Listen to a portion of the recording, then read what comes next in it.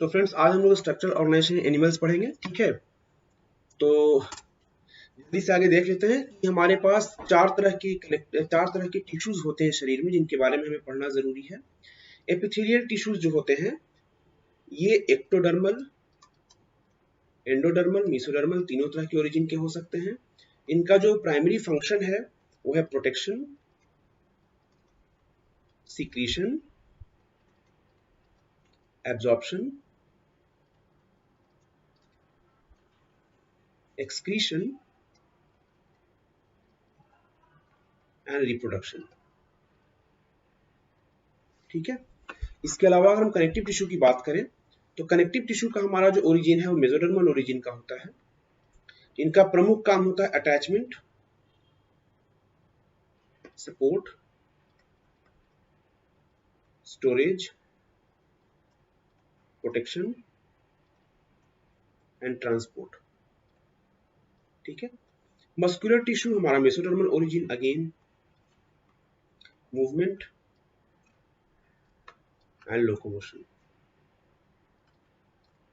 Nervous tissue का हमारा काम होता है कंट्रोल एंड कोऑर्डिनेशन। ये एक्टोडर्मल ओरिजिन के होते हैं। एक चीज ध्यान रखेंगे, एक्टो एंडो मेसो से हमारा एपिथेलियम बना, मेसो से हमारे कनेक्टिव और मस्कुलर बने, और एक्टो से हमारा नर्वस बना। No purely endodermal tissue, purely endodermal tissue कोई भी नहीं है, ठीक है। इस पॉइंट को ध्यान रखेंगे। चलिए अब आगे बढ़ते हैं हम लोग। एपिथेलियल टिश्यू में बेसिकली तीन टाइप के एपिथेलियम टिश्यूज होते हैं। यदि मोटे मोटे तौर पर देखें तो ये दो तरह के होते हैं। एक को बोलते हैं सिंपल एपिथेलियम, एक को बोलते हैं कंपाउंड एपिथेलियम। यहाँ हम लोग सिंपल एपिथेलियम के बारे में डिस्कशन कर रहे हैं। सिंपल स्क्वामस एपिथेलियम होता है जो कि फ्लैट सेल से बना होता है। क्यूबोइडल एपिथेलियम क्यूबोइडल सेल्स के बने होते हैं। क्यूबोइडल सेल्स का जो प्रॉपर डेफिनेशन वो ये है कि लंबाई और चौड़ाई इनकी लगभग लगभग एक बराबर होती है। कॉलमनर में लंबाई बहुत ज्यादा होती है, चौड़ाई बहुत कम होती है, ठीक है। स्क्वामस सेल्स का जो काम है सिक्रेशन, ठीक है।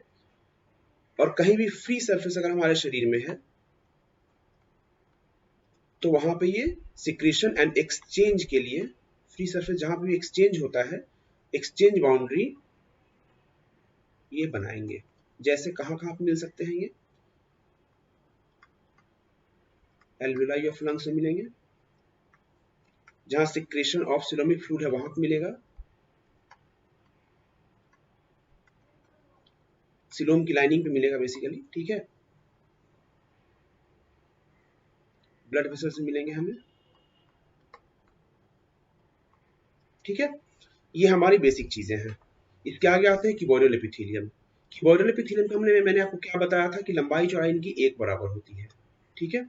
इनका जो प्रमुख काम है वो है secretion and absorption.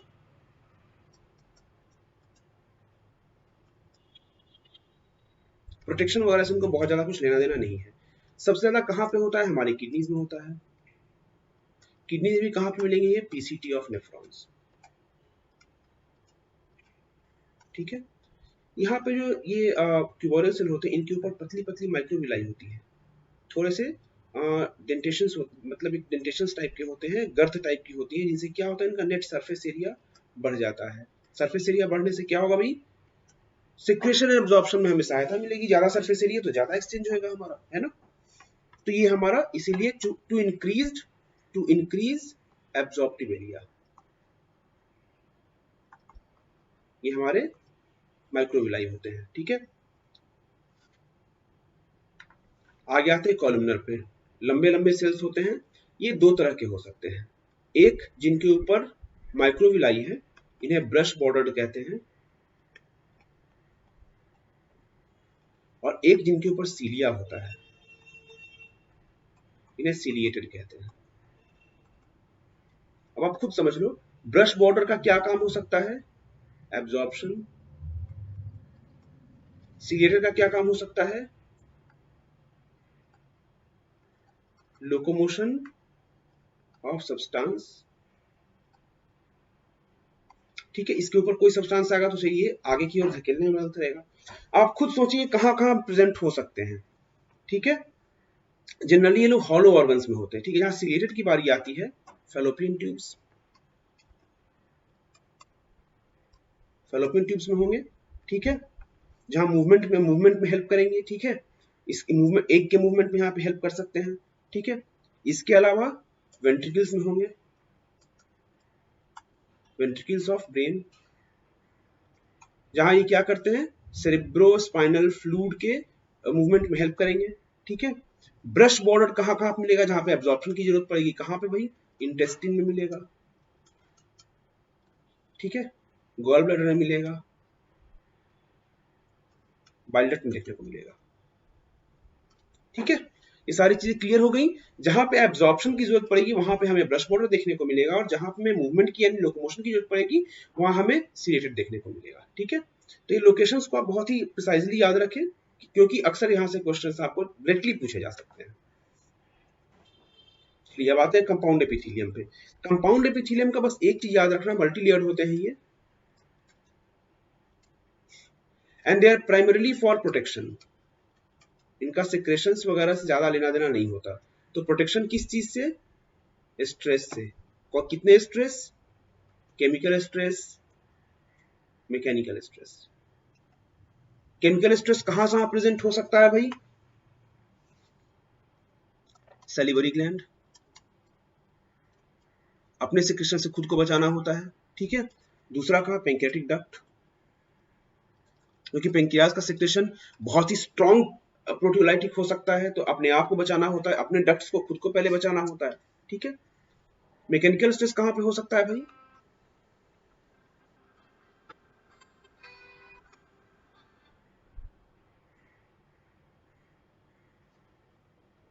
Mechanical stress कहां पे हो सकता है भाई, ड्राई स्किन, और कहां पे हो सकता है, बकल कैविटी, खाते हैं ना हम लोग खाना, बकल कैविटी। ठीक है, और कहां पे हो सकता है,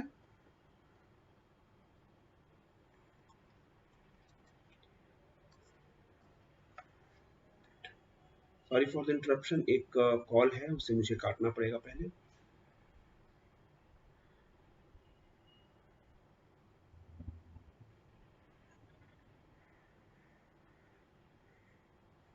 ठीक है जी, चलो ठीक है।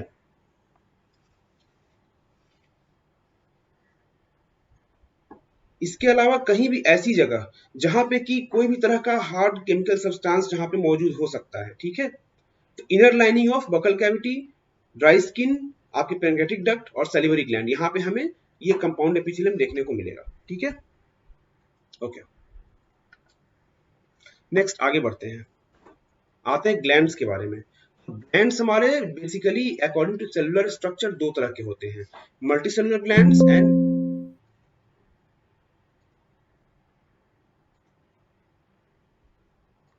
Multicellular glands and unicellular glands. Unicellular glands क्या होते हैं कि इंडिविजुअल सेल्स होते हैं जो अपने सिक्रेशन को डायरेक्टली पोर आउट करते हैं।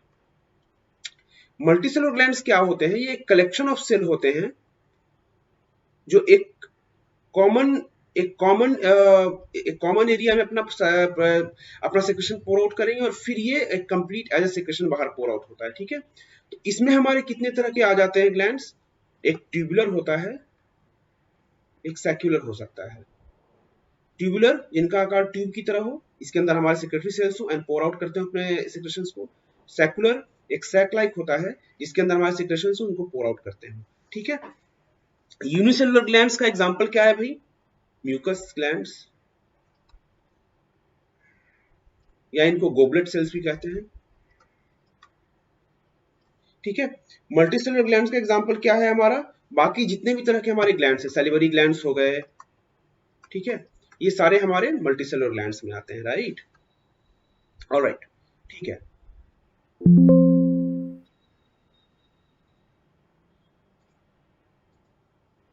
ओके, हम लोग अगली स्लाइड की ओर बढ़ते हैं। मोड ऑफ सिक्रेशन के हिसाब से ग्लैंड तीन तरह के होते हैं, एक को बोलते हैं एंडोक्रीन, एक को बोलते हैं एक्सोक्रीन, एक होते हैं हेटेरोक्रीन। एंडोक्रीन का क्या मतलब है, अगर एक ग्लैंड है, ध्यान से समझना, और इसकी कोई ब्लड सप्लाई या इसका कोई अगर ब्लड सप्लाई या फिर लिम्फेटिक सप्लाई जो भी इस ग्लैंड से होकर गुजर रही है, ये ग्लैंड्स अपने सिक्रेशन को डायरेक्टली उस ब्लड सप्लाई में पोर कर देते हैं, ठीक है। तो pouring of secretions into the bathing fluid, जो भी फ्लूइड इनको नहला रहा होता है उसी में पोर आउट कर देते हैं। एक्सोक्रीन क्या होते हैं? एक ग्लैंड है, इसका अपना एक डक्ट है, अपने सिक्रेशन को बनाया और एक डक्ट के थ्रू वो पोर आउट करता है, ठीक है। इसे हम लोग डक्टेड ग्लैंड्स कहते हैं, ये डक्ट ग्लैंड्स है। और वहीं इन्हें क्या कहते हैं एंडोक्रीन को? Ductless glands. हेट्रोक्रीन क्या होता है भाई?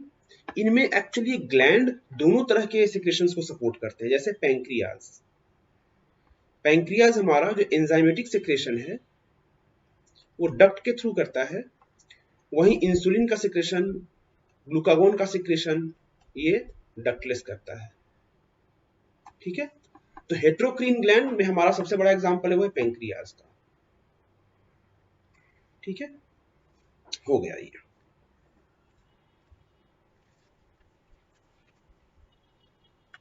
इसके बाद हम आते हैं अब हमारे कनेक्टिव टिश्यू के ऊपर, ठीक है।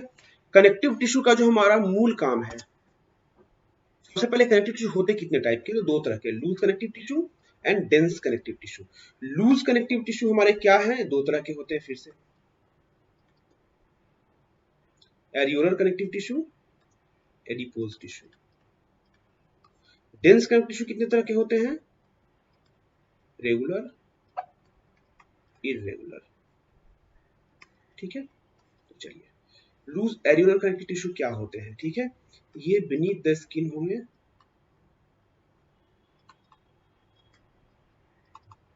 फाइब्रोब्लास्ट होते हैं इनमें,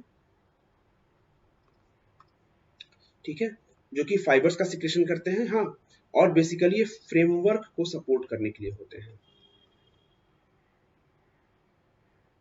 फ्रेमवर्क सपोर्ट, ठीक है। एडिपोज टिश्यू क्या करते हैं? स्टोरेज ऑफ फैट के लिए होते हैं, ठीक है। अब डेंस कनेक्टिव टिश्यू में दो तरह के, इरेगुलर एंड इरेगुलर। रेगुलर भी दो टाइप के होते हैं फर्दर, ठीक है। एक को हम लोग बोलते हैं टेंडन्स, जो बोन टू मसल को अटैच करते हैं। दूसरे होते हैं हमारे लिगामेंट्स, जो बोन टू बोन को अटैच करते हैं, ठीक है।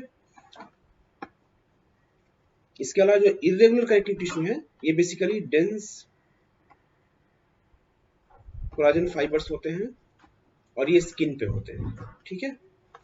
बहुत ही क्रूडली मैंने आपको समझाया है, डिटेल में जाने के लिए इसमें इतनी बड़ी डिटेल हो सकती है कि इसके ऊपर पूरी की पूरी क्लास बन जाए, और पूरी की पूरी क्लास हमारे पास है ऑलरेडी, जो हमारे प्रीमियम ग्रुप, जो हमारा प्रीमियम सोर्स है प्रेप फाउंडेशन, वहां पे इसके बारे में आपको पूरी डिटेल क्लासेस मिलेंगी। लेकिन यहाँ हमारे पास समय की कमी है, मुझे यहाँ 15 दिन में आपको पूरी बायोलॉजी देनी है, इसीलिए फिलहाल हम यहीं पे आगे बढ़ते हैं, ओके। अब आते हैं हम लोग स्पेशलाइज्ड कनेक्टिव टिश्यू पर। स्पेशलाइज्ड कनेक्टिव टिश्यू का क्या मतलब है भाई? ये कनेक्टिव टिश्यू है, लेकिन इन्होंने अपने आप को किसी विशेष काम के लिए ढाल लिया, इसमें कि कार्टिलेज, बोन एंड ब्लड है। कार्टिलेज और बोन का एक कॉमन काम है, जो है हमारे फ्रेमवर्क को सपोर्ट करना, ठीक है। और ब्लड का हमारा काम है, हम आगे देखेंगे अभी, ठीक है। तो कार्टिलेज हमारा क्या है? ये एक सॉफ्ट स्केलेटल टिश्यू है, सॉफ्ट स्केलेटल टिश्यू होता है। इसके जो फॉर्मिंग सेल्स हैं उनको कॉन्ड्रोसाइट्स कहते हैं, ठीक है।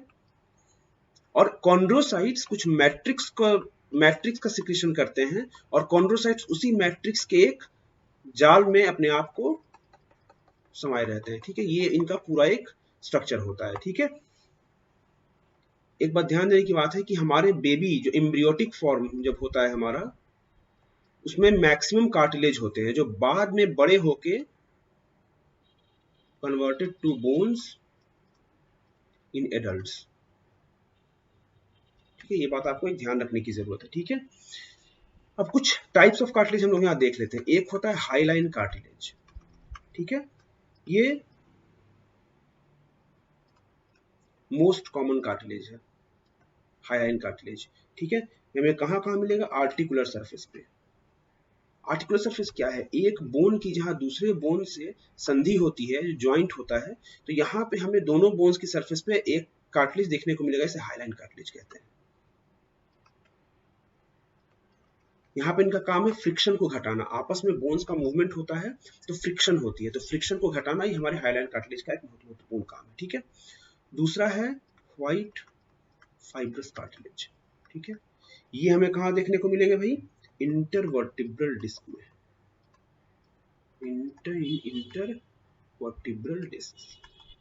ठीक है, इनका काम क्या होता है? बेसिकली सबसे बहुत ही स्ट्रॉन्ग, सबसे स्ट्रॉन्गेस्ट कार्टिलेज होते हैं, स्ट्रॉन्गेस्ट ऑफ ऑल होता है। ठीक है, और दूसरा कहाँ मिलेगा हमें? Pubic symphysis. ठीक है, चले इसके बाद एक तीसरे टाइप का कार्टिलेज पढ़ लेते हैं, जो है येलो इलास्टिक फाइब्रोकार्टिलेज। ठीक है, ये हमें कहाँ देखने को मिलेगा? ईयर पिना में एंड एक्सटर्नल ऑडिटरी कैनाल में। चलिए आगे हम ब्लड के बारे में थोड़ा जान लेते हैं। ठीक है, ब्लड बेसिकली क्या है हमारा? सॉरी, पहले बोन के बारे में जानना था। ठीक है, तो बोन बेसिकली हमारा क्या है? ऑस्टियोसाइट से बनता है ये। ठीक है, और ये लैक्यूनी में होते हैं। ऑस्टियोसाइट्स एक तरह के स्पेस में होते हैं, इनका नाम लैक्यूनी है।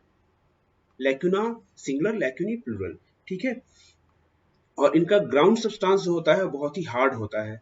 यहाँ पे हमने क्या पढ़ा था? बहुत सॉफ्ट मैट्रिक्स होता है, यहाँ हार्ड ग्राउंड सब्सटेंस होता है, मिनरलाइज ग्राउंड सब्सटेंस होता है, बहुत हार्ड होता है। ठीक है, इनका काम क्या है? बोन्स का पहला है वेट बियरिंग फंक्शन है, कार्टिलेज नहीं पढ़ रहे हम लोग, वेट बियरिंग। ठीक है, सेकेंड है हमारा स्ट्रक्चर फॉर्मेशन। ठीक है, एंड जो तीसरा है हमारा है वो है प्रोटेक्शन ऑफ इनर ऑर्गन्स। हमारा रिब केज है। ठीक है, इनर ऑर्गन्स को प्रोटेक्ट करने के लिए है। स्कल है, इनर ऑर्गन्स को प्रोटेक्ट करने के लिए है। वेट बियरिंग हमारे लिम्स हैं, पैर हैं, वेट बियर करते हैं। ठीक है, स्ट्रक्चरल फॉर्मेशन आप देख रहे हैं कि बॉडी का एक बेसिक स्ट्रक्चर जो है वो बोन्स के चलते बना है। ठीक है, आगे आते हैं ब्लड के ऊपर। ठीक है, ब्लड एक हमारा फ्लूइड कनेक्टिव टिश्यू है।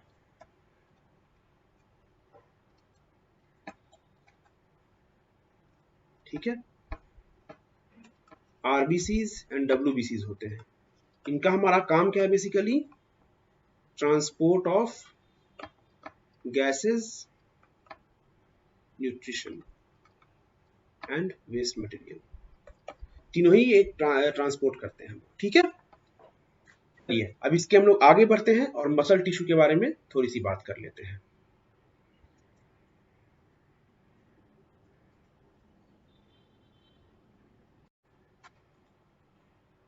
ठीक है, अब हम आते हैं मस्कुलर टिश्यू में। मस्कुलर टिश्यू में हमारे पास बेसिकली तीन तरह के मस्कुलर टिश्यू होते हैं। एक होते हैं स्केलेटल, दूसरा है हमारे पास स्मूथ एंड कार्डियक। ठीक है, स्केलेटल मसल्स की बात आए, फाइब्रो सिलिंड्रिकल होते हैं, अनब्रांच्ड होते हैं, पैरेलल फैशन में होते हैं। कैसे होते हैं भाई? इस तरीके के।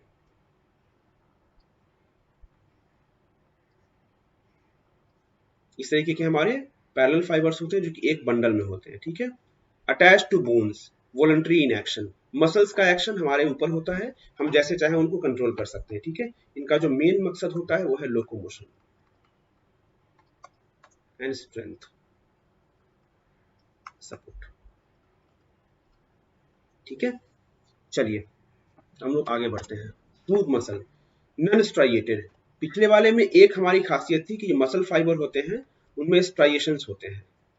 ठीक है, लंबी धारियां होती हैं। इसके बारे में जब हम ह्यूमन फिजियोलॉजी पढ़ेंगे उसमें मसल्स में, तो सारी जानकारियां लेंगे स्ट्राइएशंस क्या होते हैं। ठीक है, नॉन स्ट्राइएटेड, स्ट्राइएटेड नहीं होते, स्पिंडल शेप होते हैं। पिछली वाला कैसा था भाई?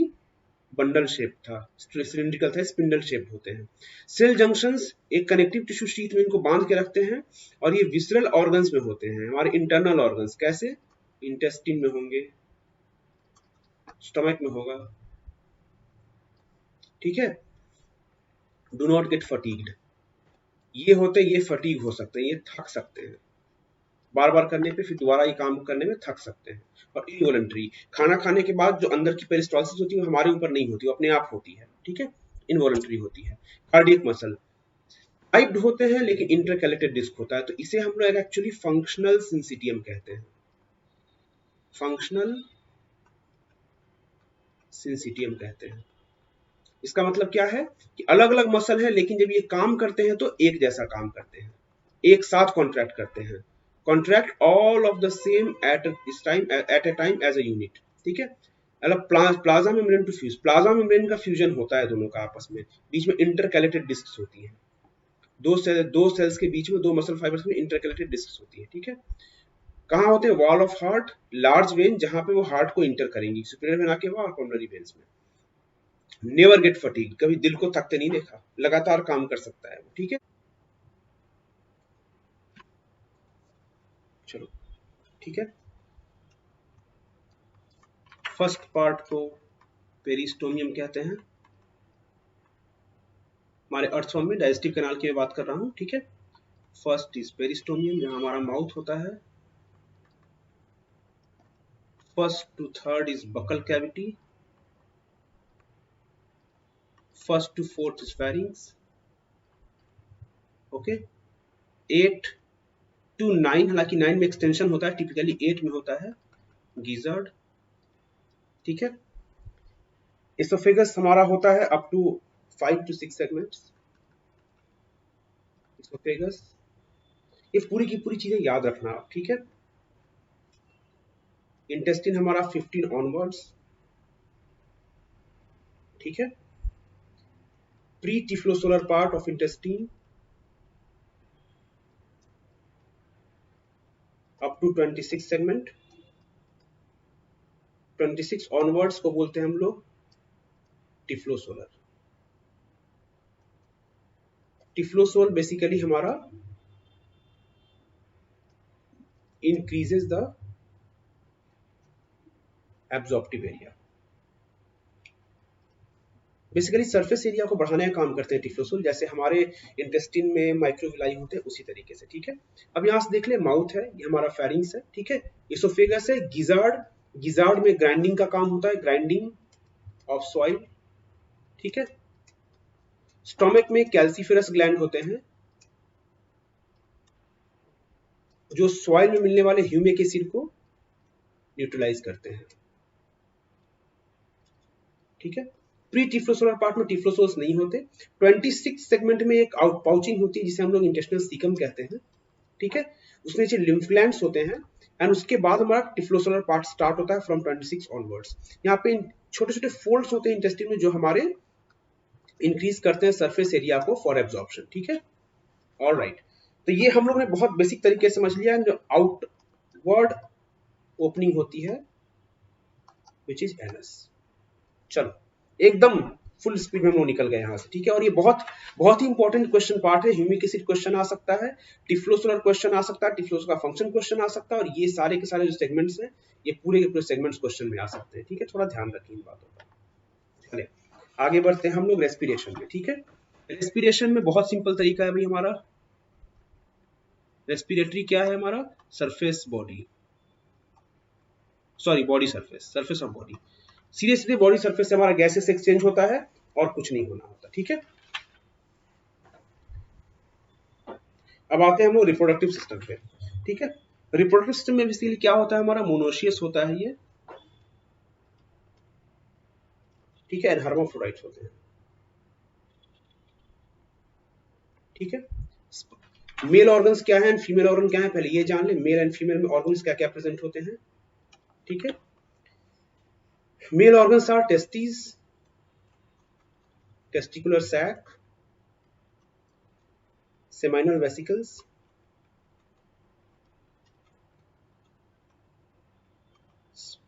spermiducal funnels, vas deferens, prostate, accessory glands, okay. Female में क्या है हमारा, स्पर्माथिका,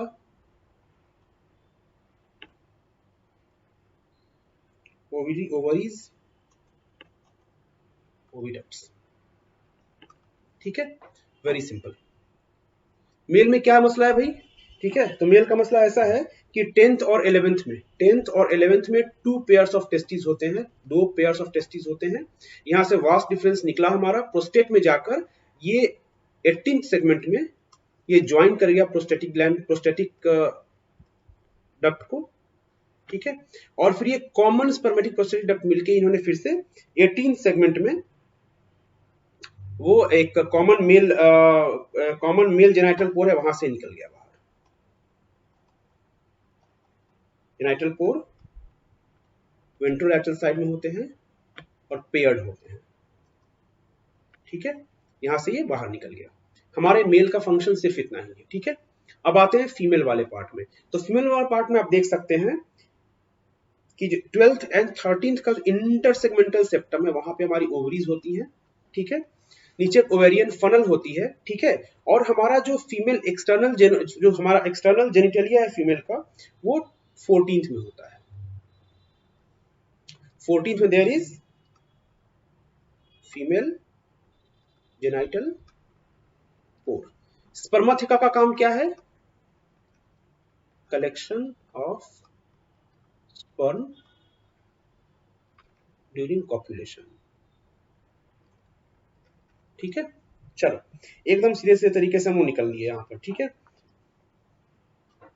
अब एक चीज बताओ हमें, मेल फीमेल दोनों एक ही में, यहाँ पे हमारा मेल पार्ट है, थोड़ा सा नीचे फीमेल पार्ट है, और हमारे यहाँ पे मेल एक्सटर्नल जेनोपोर है, यहाँ फीमेल एक्सटर्नल जेनिटल पोर है, ठीक है। तो भाई कॉपुलेशन कैसे होगा, तो ये होता है बेसिकली जक्स्टा पोजिशन करते हैं अपने आप को, इसके 14 के सामने इसका 18 और इसके 14 के सामने इसका 18 and they juxtapose itself to each other and this way they are copulating, okay, alright, ठीक है।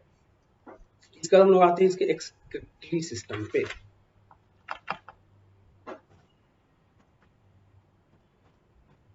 एक्सक्रीटरी सिस्टम, एक्सक्रीटरी सिस्टम हमारा होता है नेफ्रीडिया। नेफ्रीडिया 3 तरह के होते हैं, pharyngeal nephridia, integumentary nephridia and septal nephridia, ठीक है। तो सेप्टल नेफ्रीडिया और फेरेंजियल नेफ्रीडिया जो होते हैं वो उसे एंट्रोनेफ्रिक कहते हैं, ठीक है, एंट्रोनेफ्रिक। एंट्रोनेफ्रिक का मतलब they open in alimentary canal, alimentary canal. Why, इनका काम है वाटर एंड सॉल्ट कंजर्वेशन, ठीक है। और इंटेगुमेंटरी नेफ्रीडिया ये बॉडी वॉल पे खुलते हैं, ठीक है। इंटेगुमेंटरी नेफ्रीडिया कहां से शुरू होते हैं भाई, 3rd सेगमेंट से, 3rd ऑनवर्ड्स। फेरेंजियल नेफ्रीडिया कहां से स्टार्ट होएगा, 4th से, 4th to 6th होता है ये, एक 4th में, एक 5 में और 6 में, ठीक है। All together there are 3 pairs, ठीक है। एंड सेप्टल नेफ्रीडिया हमारा कहां से स्टार्ट होगा, 15 to last segment, 15 to 15th onwards. तो 15 से और हमारा ऐसा एक कौन सा चीज और स्टार्ट हो रहा था, इंटेस्टिन भी हमारा 15 से स्टार्ट हो रहा था, ठीक है, ऑलराइट। चलो ये समझ में आ गया पूरी बात। हम लोग आते हैं थोड़ा सा सर्कुलेटरी सिस्टम को एक बार देख लें। यहाँ कुछ चीजें जो समझने के लिए है, ठीक है, एनसीईआरटी में नहीं भी दे रखी है लेकिन मुझे लगता है कि आपको समझना आपके लिए जरूरी है। एक होता है डोर्सल वेसल, एक होता है वेंट्रल वेसल, और दूसरा एक होता है लैटरल एसोफेजियल वेसल, और एक यहाँ पे नहीं लिखा, उसको बोलते हैं हम लोग, एक और वेसल हमारी होती है उसको बोलते हैं हम लोग सुप्रा इसोफेजियल वेसल्स, ठीक है। अब ध्यान से देखें, जो हमारे लैटरल हार्ट्स होते हैं, दीज आर पंपिंग हार्ट्स, ठीक है, पल्सेटरी होते हैं, और इनका काम है डोर्सल वेसल को वेंट्रल वेसल से जोड़ना। तो डोर्सल हार्ट्स हमारे क्या करते हैं, डोर्सल को वेंट्रल से जोड़ते हैं, और ये छोटे वाले एंटीरियर लूप्स, इनका काम क्या है? They actually connect the lateral oesophageal vessel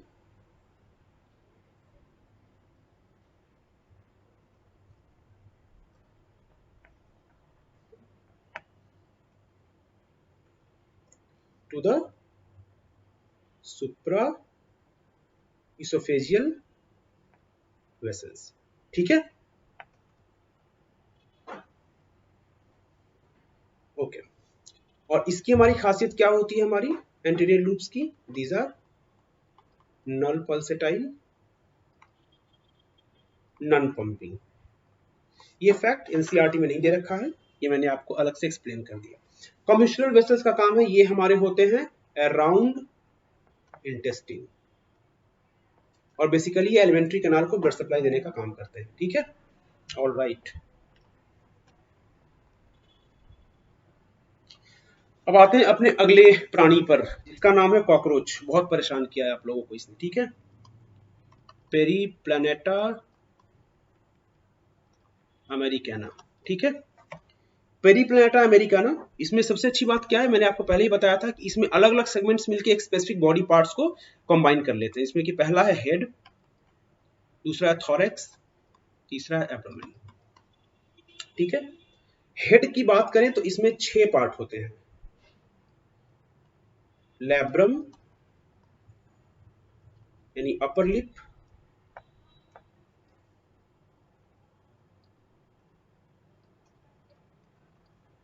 लैबियम lower lip. आप आगे चल के मेडिकल कॉलेज में पढ़ोगे, ये नाम हमारे अपने ह्यूमन ऑर्गन्स के भी हैं। Mandible,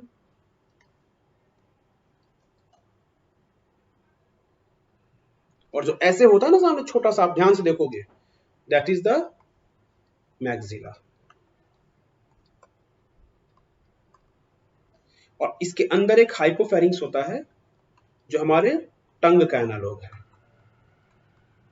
हाइपोफेरिंक्स is tongue of cockroach. ठीक है, अब आते हैं थोरैक्स पे। थोरैक्स के 3 पार्ट होते हैं, आप यहां पे देख लो, प्रोथोरैक्स, मीजोथोरैक्स, मेटाथोरैक्स। ठीक है, प्रोथोरैक्स, मीजोथोरैक्स, मेटाथोरैक्स। ठीक है, तीनों से एक एक पेयर ऑफ लेग्स निकलते हैं। बहुत डरावनी सी लग रही होगी देख के फोटो पर, चलो सीखना तो है। मेटाथोरेसिक लेग्स जो होते हैं वो सबसे लार्जेस्ट होते हैं, these are longest. And prothoracic leg जो होते हैं वो शॉर्टेस्ट होते हैं। ठीक है,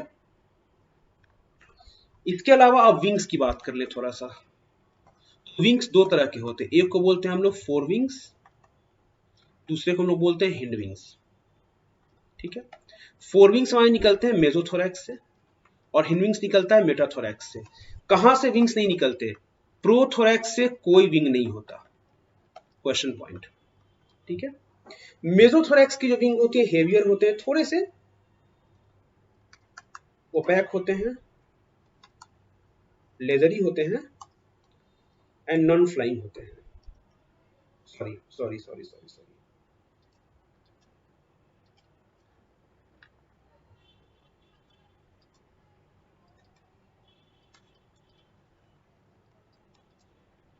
मेसोथोरैक्स से निकलते हैं, लेदरी होते हैं, कवर हिंड विंग्स। ठीक है, एंड नॉन फ्लाइंग, ओपेक। ये फोर विंग्स होते हैं हमारे। ठीक है, हिंड विंग्स क्या होते हैं हमारे? मेटाथोरैक्स से निकलते हैं, ट्रांसपेरेंट होते हैं, लाइट होते हैं, एंड फ्लाइंग विंग्स होते हैं। ऑलराइट, ये बहुत ज्यादा जरूरत है आपके लिए जानना। ठीक है, कि कौन सा फ्लाइंग विंग है, कौन सा नॉन फ्लाइंग विंग होता है। ठीक है, ऑलराइट। अब लोग आते हैं हम लोग डाइजेस्टिव सिस्टम पे। तो बेसिकली 3 पार्ट में बटा होता है ये। एक को बोलते हैं हम लोग फोरगट। ठीक है, तो फोरगट जो है हमारा फ्रॉम इसोफेगस, फ्रॉम हमारा माउथ से लेकर, ठीक है, और इसोफेगस तक होता है। ठीक है,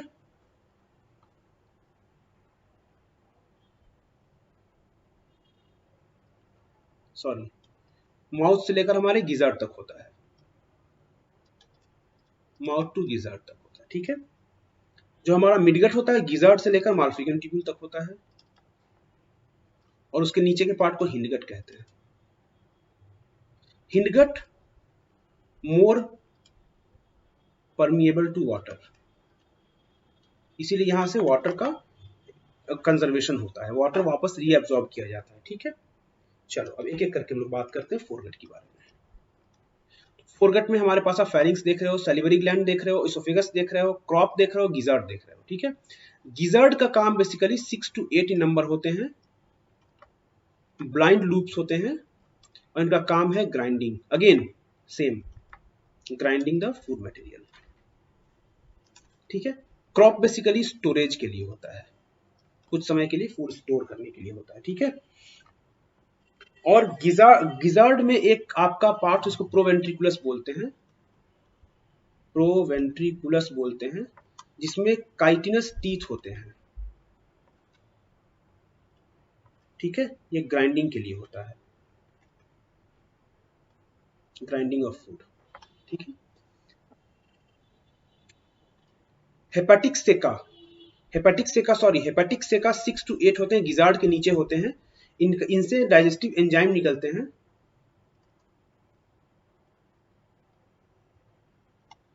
जो कि डाइजेशन में हेल्प करते हैं।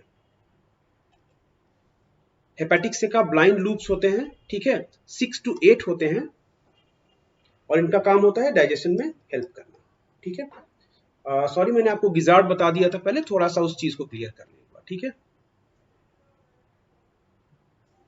ऑलराइट, इसके बाद हम लोग आते हैं मिडगट पे, ठीक है।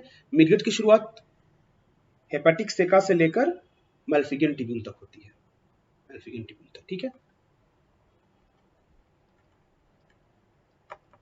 मैल्फिगन ट्यूब्यूल का क्या काम है भाई, एक्सक्रीटरी इन नेचर होते हैं, 100 to 150 नंबर होते हैं, ठीक है। एंड हिंडगट इसके नीचे होता है, जो हमारा डिफरेंशिएटेड होता है इलियम, कोलोन एंड रेक्टम में। रेक्टम में 6 रेक्टल ग्लैंड्स होते हैं, और जो एनस के थ्रू बाहर निकल जाता है, ठीक है। कुछ चीज यहां जानने वाली है, फोरगट, फोरगट एंड हिंडगट जो होते हैं, ये एक्टोडर्मल इन ओरिजिन होते हैं, क्यूटिकल कवरिंग होती है, क्यूटिकल लाइनिंग होती है, सॉरी, क्यूटिकल लाइनिंग होती है यहाँ पर, जबकि मिडगट जो है एंडोडर्मल होता है, और यहाँ पे क्यूटिकल एब्सेंट होते हैं, ऑलराइट। अगला आते हैं रेस्पिरेटरी सिस्टम पे, ठीक है। रेस्पिरेटरी सिस्टम में हमारे पास 10 पेयर ऑफ स्पाइरेकल्स होते हैं, ठीक है, जो कि ट्रैकियल नेटवर्क से कनेक्टेड होते हैं, ट्रैकिया के नेटवर्क से कनेक्टेड होते हैं। और ये स्पाइरेकल्स चूंकि स्किन पे दोनों तरफ खुलते हैं, ठीक है, बॉडी कैविटी पे खुलते हैं, तो इसलिए इनको कवर करने के लिए ब्रिसल्स होते हैं। These are basically for air intake, okay, not for air exhalation. CO2 exhalation यहां से नहीं होता, ठीक है। CO2 exhalation हमारी बॉडी सरफेस से हो जाता है थ्रू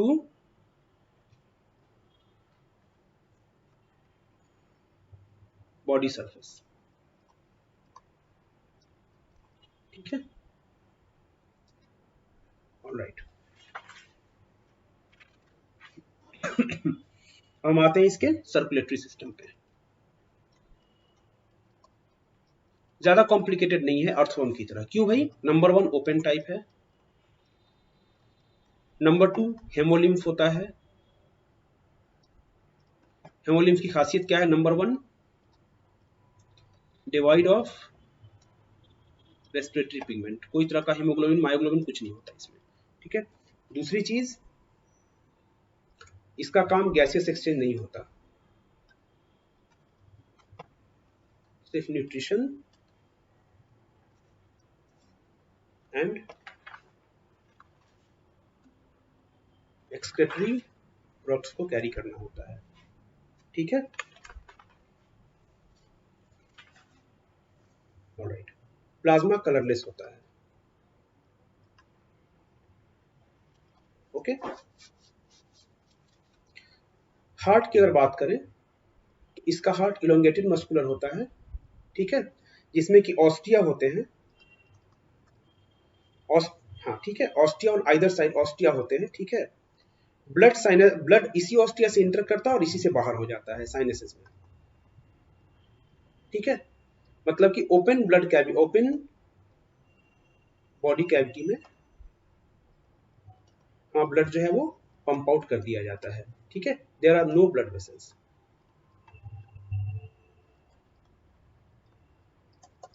ओके, इसके ब्लड को क्या कहते हैं हम लोग? ठीक है, सॉरी, ब्लड को हेमोलिम्फ कहते हैं। और हेमोलिम्फ जिस कैविटी में घूमता है, जिस ओपन बॉडी कैविटी, इसे हम लोग हेमोसील कहते हैं। हेमोसील, सील सेलोम से बना है, haemo blood filled body cavity is called haemocoel. ठीक है, ऑल राइट, फेयर इनफ। ठीक है, अब लोग आते हैं इसके एक्सक्रीटरी सिस्टम पे। कि सिंपल है बहुत, इसलिए ज्यादा इसमें दिमाग नहीं लगाना। ठीक है, मालफिगियन ट्यूब्यूल्स होते हैं, मैंने पहले भी आपको दिखाया यहाँ पर। मालफिगियन ट्यूब्यूल्स 100 to 115 नेचर होते हैं, नंबर होते हैं। यूरिकोटेलिक होता है ये जानवर। यूरिकोटेलिक वो हर जानवर होता है जिसे कि वाटर कंजर्वेशन की जरूरत पड़ती है। ठीक है, इसके अलावा और कौन से ऑर्गन्स होते हैं? फैट बॉडीज, नेफ्रोसाइट,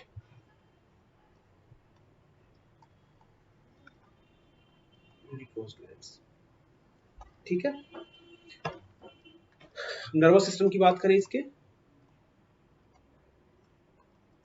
ठीक है, तो नर्वस सिस्टम बहुत ही प्रिमिटिव होता है। बेसिकली 9 गैंग्लिया होते हैं इसमें टोटल। 9 गैंग्लिया होते हैं, 3 थोरैक्स में होते हैं एंड 6 एब्डोमेन में होते हैं। ठीक है, बाइलोब्ड सुप्रा इसोफेजियल गैंग्लियन होता है। बाइलोब्ड सुप्रा इसोफेजियल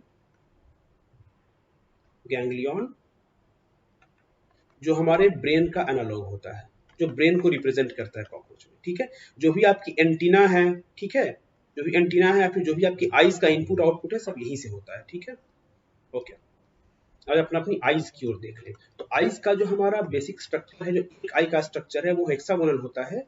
इसे हम लोग एक ओमेंटिडियम कहते हैं। और ऐसे ऐसे इंटू 2000 ओमेंटिडिया मिलकर एक कंपाउंड आई बनाते हैं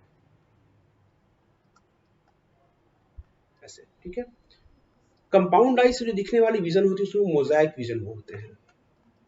यानी कि हर आंख की अपनी अलग अलग इमेज होती है और फिर मिलके वो एक इमेज बनाती है। इसका फायदा क्या है? नाइट विजन में हेल्प करती है। जैसे हमारे कैमरा के लेंसेज होते हैं, नाइट विजन में कैमरे में मेगापिक्सल का बात है ना, जितना बड़ा पिक्सल उतनी ज्यादा लाइट गैदरिंग, जितने छोटे पिक्सल उतनी कम लाइट गैदरिंग। यहाँ पे है कि जितने ज्यादा पिक्सल उतनी ज्यादा लाइट गैदरिंग। ठीक है, 2000 पिक्सल से ज्यादा लाइट गैदर कर सकते हैं, रात में अच्छे से देख सकते हैं। ठीक है, अदर सेंसरी ऑर्गन्स क्या है हमारे? एंटीना है,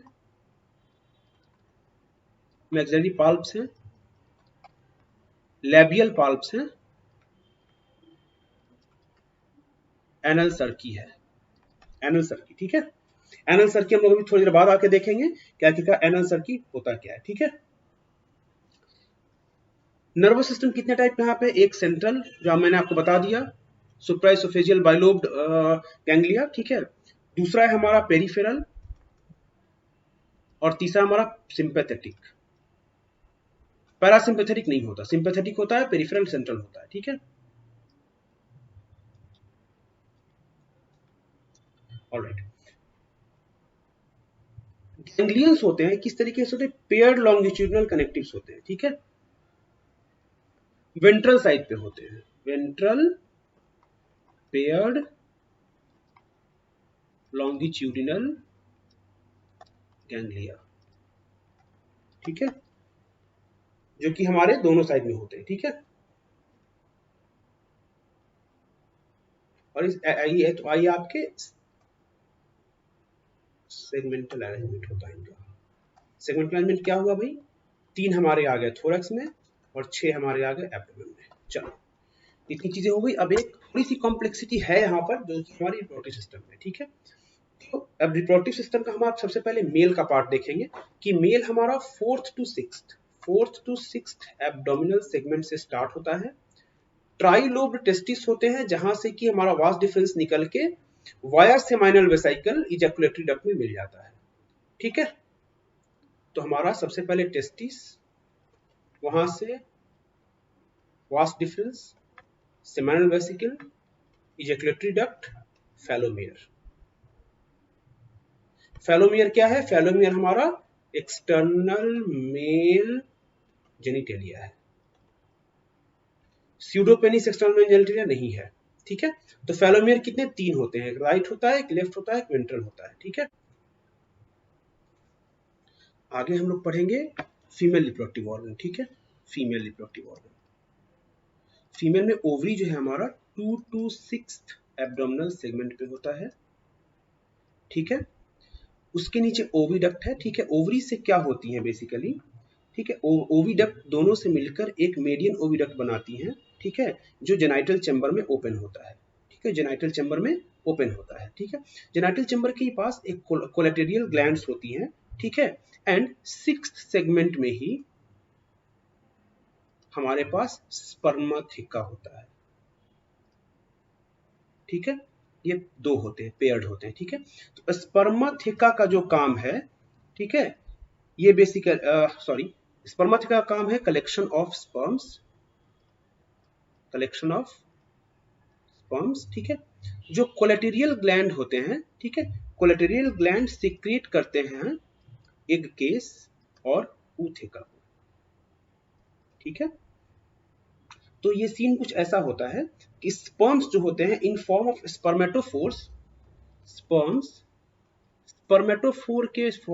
स्पर्मेटोफोर के फॉर्म में रिलीज होते हैं, ठीक है।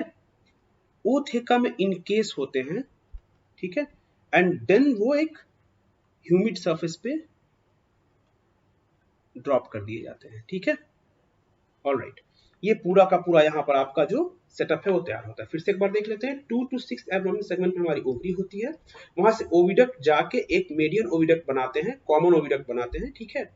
कॉमन ओविडक्ट और वेजाइना, ठीक है।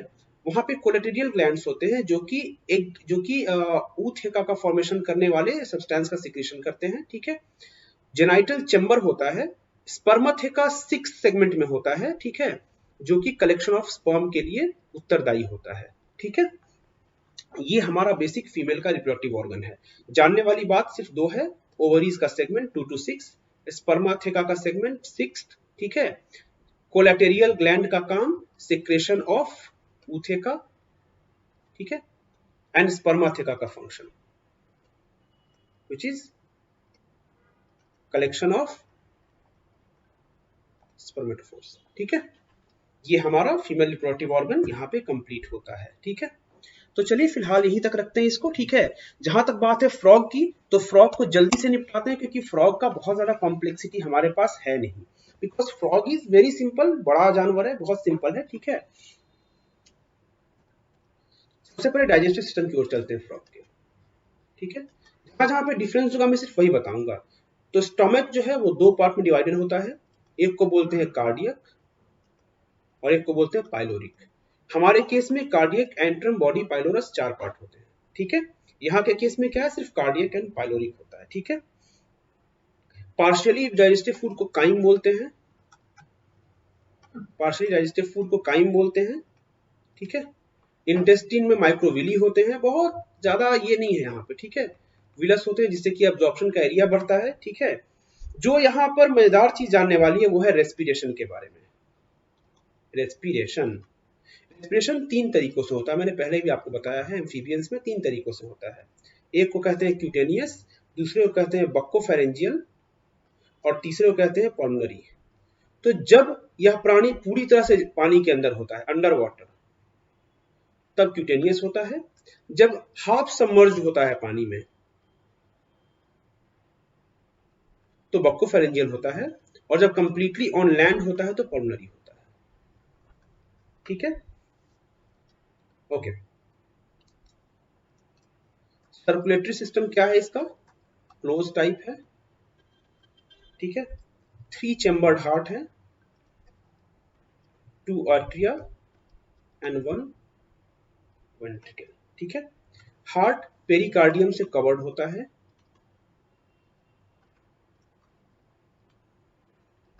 ठीक है।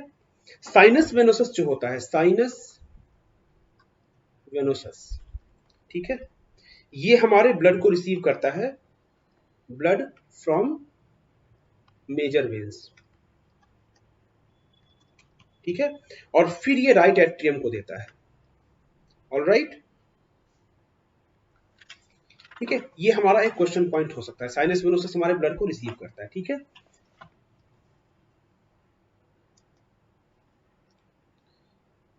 फ्रॉग्स के सर्कुलेटरी सिस्टम में दो तरह के स्पेशल पोर्टल सिस्टम पाए जाते हैं। पोर्टल सिस्टम क्या होता है? ठीक है, पोर्टल सिस्टम वो होता है जो एक ऑर्गन को दूसरे ऑर्गन के बीच में यदि कोई वेन सिस्टम होता है तो उसे बोलते हैं पोर्टल वेन, ठीक है। ये हार्ट, ये जो वेन सिस्टम है ये ब्लड को हार्ट की ओर ना ले जाके, किसी मेजर वेन की ओर ना ले जाके दो ऑर्गन के बीच में कैरी करती है, तो ऐसे वेन्स को हम लोग पोर्टल वेन बोलते हैं, जो कि दो ऑर्गन्स के बीच में होते हैं। तो दो तरह के पोर्टल वेन्स होते हैं, एक है हेपेटिक पोर्टल वेन,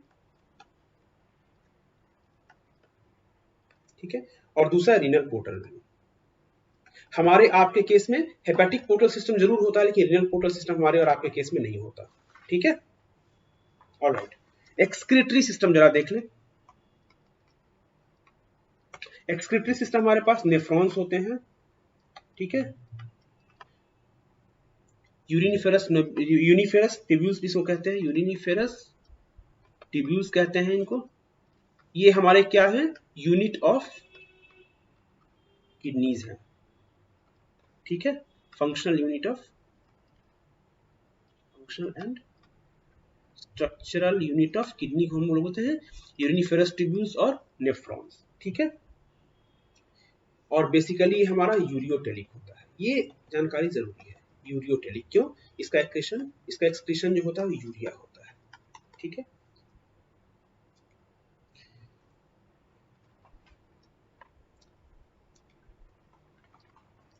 रिप्रोडक्टिव की अगर बात करें, ठीक है, सबसे पहले मेल में आते हैं, ठीक है, पेयर ऑफ टेस्टिस,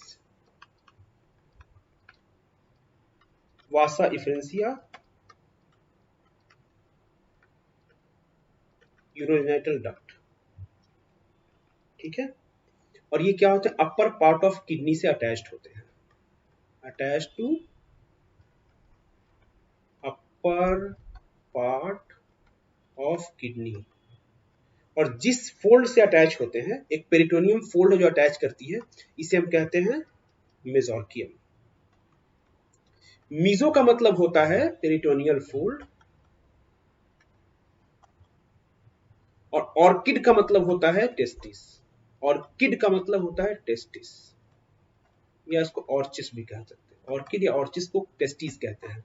तो mesorchium, peritoneal fold comprising the testis is called mesorchium, ठीक है। अभी आगे बहुत भी आपको चीज मिलेगी ह्यूमन बायोलॉजी में पढ़ने के लिए, मेजो के बाद बहुत कुछ है, ठीक है। एक यहाँ पे इंपॉर्टेंट चीज मैं आपको बता दूं कि टैडपोल लार्वा होता है, ठीक है, उसमें मेटामॉर्फोसिस के थ्रू एडल्ट का फॉर्मेशन होता है। और टैडपोल के बारे में मैंने आपको एक चीज बता रखी है, ये हर्बीवोर होता है एंड प्योरली एक्वेटिक होता है। तो फ्रेंड्स, जितनी चीजें फ्रॉग से आपको पूछी जानी थी उतनी मैंने आपको दे दी है, ठीक है। इसके बाद आपको यदि कुछ और चीजें जाननी है तो आप हमारे कंप्लीट कोर्स पे जा सकते हैं, ठीक है। लेकिन फिलहाल एग्जाम्स थे और एग्जाम्स के चलते हम लोगों के पास समय कम है, इसीलिए मैंने एनिमल स्ट्रक्चर को यहाँ तक लाकर छोड़ दिया है, ठीक है। फर्दर हमारी जो क्लासेस होंगी वो टैक्सोनॉमी की होंगी, जो कि एक बहुत ही छोटा शेड्यूल होगा उसका, ठीक है। It will take hardly 20-25 minutes. अगले वीडियो में हम लोग मिलते हैं टैक्सोनॉमी के साथ, ठीक है। टैक्सोनॉमी में हम लोग चीजों को पढ़ेंगे, क्लासिफिकेशन पढ़ेंगे और 5 किंगडम क्लासिफिकेशन के बारे में जानेंगे। तब तक के लिए keep revising and all the best. Thank you.